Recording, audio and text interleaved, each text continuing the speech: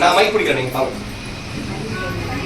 நம்ம அவிக்ஷா global product எடுத்து first baby product result எடுத்தவங்க நித்யா மேம் தான்.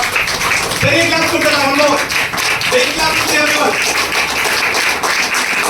ஸோ இவங்க தான் இந்த லக்கி பர்சன். ஸோ அவங்களோட டெஸ்டிமனி கேட்டலாமா?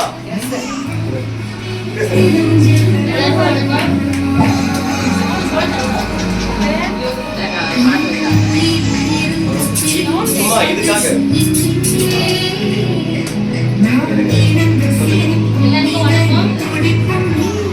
எனக்கு கல்யாணம் ஆகிட்டு 10 வருஷம் ஆச்சு. எவ்வளோ ட்ரீட்மெண்ட் எடுத்தேன், எனக்கு ரிசல்ட் சரியாக கிடைக்கல. எனக்கு ப்ராடக்ட் எடுத்தேன், ஒரே மாதம் கன்ஃபார்ம் ஆயிடுச்சு. அழகான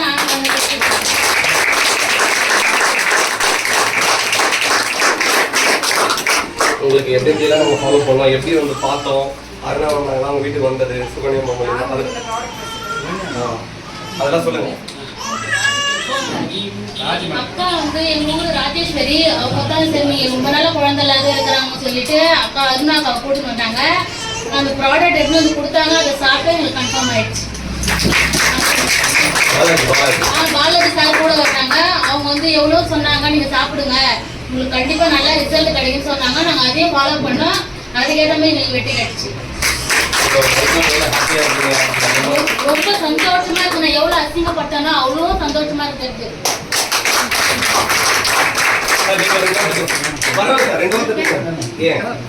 ஏன்னா நாங்க ஃபர்ஸ்ட் மேம பார்க்கும் பொழுது மேம் வந்து அடிக்கடி அவங்க ஹஸ்பண்ட் பத்தி தான் சொல்லுவாங்க. எங்க சார் கிட்ட நான் கேட்கறேன், நான் பார்த்துட்டு ப்ரோக் பண்றேன். சார் வந்து டிரைவர் ஃபீல்ட்ல இருக்காங்க, கரெக்டுங்களா?